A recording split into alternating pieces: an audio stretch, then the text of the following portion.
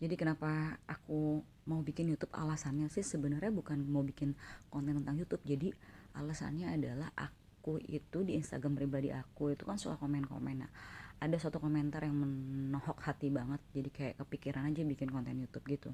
Kalian bisa lihat screenshotnya kayak gini nih. Aku bacain ya. 18 tahun, tanggal 25 kemarin baru 100 hari. Almarhum anaknya doyan belajar, nggak kenal waktu. Kalau lagi mau ujian kadang ditemani kopi. Makan kadang suka telat, suka pedas juga. Kebetulan kuliahnya di luar Kalimantan, jadi makannya juga nggak terkontrol. Pulang ke Kalimantan sakit biasa, tapi emang asam lambung kontrol terus, nggak lama gejala muncul gitulah. Inap rumah sakit semingguan, ada perubahan. Pulang seminggu, masuk lagi ke rumah sakit 3 hari dan berpulang. Jadi ini cerita seorang kakak adiknya yang meninggal karena asam lambung. Itu tuh bener-bener deep banget. Terus komenku tuh dibales, aku balas dan dibales lagi sama yang lain. Ada di sini dia bilang, makasih kak, makasih banyak sudah beri masukan, jujur rasanya semangat lagi untuk sembuh, mana masih umur 19 tahun, semoga aku juga sembuh. Dan aku ya di sini kalian bisa lihat ada 17 balasan sebelumnya. Jadi aku ngerespon si kakak yang punya adik meninggal ini, dia bikin komennya gini, buat kalian yang kayak gini stop ya sayang, sayangin diri kalian, jangan makan pedas, jangan jajan kopi mulu, karena kehilangan orang yang punya asam lambung terus suka makan telat terus suka ngopi itu sakit. Al-Fatihah untuk adikku. Jadi kronologisnya ada video di Instagram, video seorang perempuan yang hobi banget makan pedas, lalu dia masuk rumah sakit, terus dia nekat lagi makan pedas, kayak malah bangga gitu, kayak yang tetap aja susah berhenti. Nah, it's not a joke ya, karena di situ ada komentar dari video tersebut dari seorang perempuan yang kehilangan adiknya, padahal adiknya masih usia 18 tahun, dan dia bilang, tadi udah lihat kan di video sebelumnya seperti itu, bahwa rasanya kehilangan seseorang yang dia sayangi karena asam lambung itu sakit banget. Nah, lalu komentar itu aku balas tuh, kenapa, maksudnya usianya berapa, lalu dijawab sama dia, dijelaskan kronologisnya, kalian sudah lihat tadi. Nah, di bawahnya lagi dibalas lagi sama orang-orang lain juga yang nanya gitu kan. Terus aku bilang bahwa aku tuh sebenarnya punya asam lambung juga, aku punya riwayat yang lumayan panjang tentang asam lambung GERD, sampai udah nggak terhitung berapa kali masuk UGD. Nah, aku sharing lah di komen itu. Nah, di komentar lagi, kakak minum apa yang kakak lakuin. Nah, aku sharing di situ beberapa tips yang aku lakuin. Nah, makanya tadi ada balasan kan, dia bilang bahwa aku masih muda tapi aku udah 9 bulan kena GERD. Nah, rasanya tuh aku pengen bikin video kayak yang ini loh, treatmentnya untuk asam lambung, bagaimana mengatur sarapannya, bagaimana mengatur makannya, dan aku tuh nggak pakai obat karena udah nggak mempan pakai obat. Tapi bukan berarti nggak boleh minum obat ataupun nggak bagus minum obat, bagus, tapi ini ada treatment jangka panjang. Jadi ibaratnya kalau herbal itu kan memang dia nggak langsung, tapi kayak mereka free si organ tersebut gitu. Nah, aku pun juga kayak punya kebiasaan mengkonsumsi ini tiap pagi, bisa kalian lihat ini sudah hampir aku lakukan 2 tahun. Aku tuh minum ini selama 2 tahun. Ini isinya, suka nanya apa aja, nanti bisa aku jelasin kalau aku bikin video selanjutnya insya Allah ya.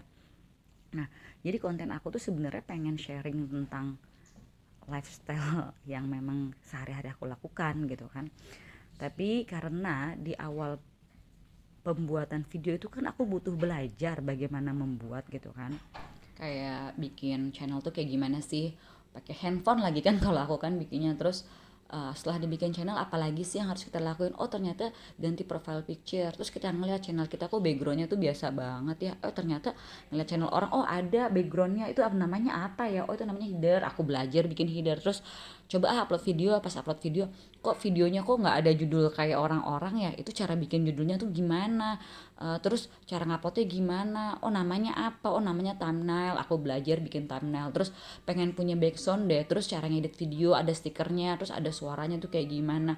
Nah, proses belajar ini tuh kayak sayang aja kalau aku nggak sharing gitu, kayak yang ya udahlah sekalian aja lah sebelum aku bikin video channel ya, yang memang konten yang aku pengenin sebenarnya tuh kayak apa, hal yang sudah aku pelajari tentang proses aku membuat YouTube dari nol ini, aku sharing lah di video, siapa tahu bermanfaat. Karena memang awalnya itu aku bikin video sudah janji bahwa aku mau bikin sesuatu yang bermanfaat dan memang bisa dipertanggungjawabkan dunia dan akhirat.